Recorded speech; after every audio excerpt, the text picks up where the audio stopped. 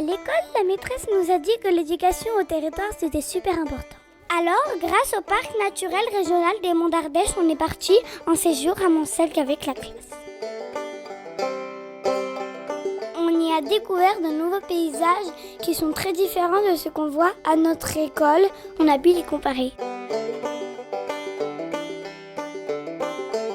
En fin d'année, avec tous les élèves qui sont allés à Montselgue, on s'est retrouvés à la maison du parc pour présenter ce qu'on y avait fait. On était une centaine à venir de Baza, de la Souche et de Jojac. Ça c'est quoi? Un âne. C'est lequel? C'est châtaigne ou... Je sais pas. Polka. Ah, c'est polka. D'accord. Ici? Et là, c'est le chaos de Montselgue.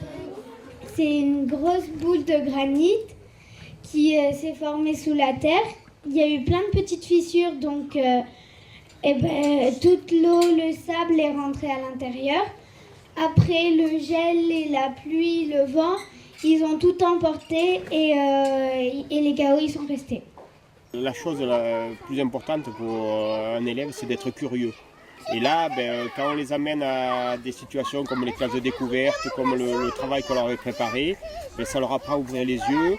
Et ce n'est pas valable que pour le paysage, c'est valable aussi pour le français, les maths, la découverte du monde, etc. Et un enfant curieux, c'est un enfant qui va apprendre. Et l'intérêt éducatif, c'est vraiment de pouvoir travailler en pluridisciplinarité et que, en fait, tout ce qu'on fait à l'école donne sens aux élèves. C'est tout l'intérêt que j'y vois pour nos petits élèves albenaciens, d'aller découvrir leur territoire proche. On n'a pas besoin d'aller au sommet des Alpes pour être dans un univers qu'ils ne connaissent pas. Si on reprend dans l'ordre, arrivé en quart, On a posé les sacs, puis on est parti en balade. on a vu des ânes et des vaches.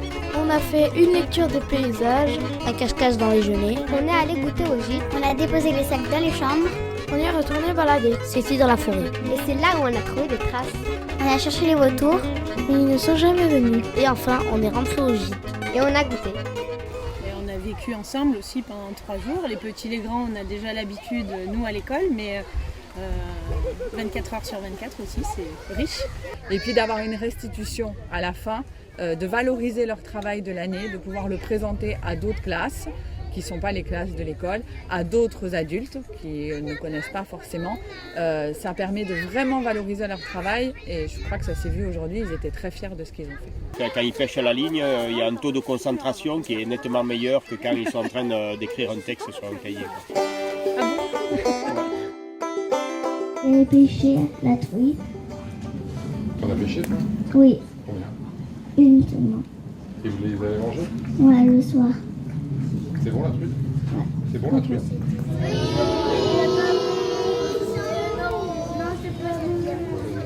Le troisième jour, qu'est-ce qu'on a fait? Et le troisième jour, on a fait un jeu de repérage dans Montselgue. C'était pas toujours facile de parler au micro, mais on a pu expliquer tout ce qu'on avait appris sur les paysages de notre territoire.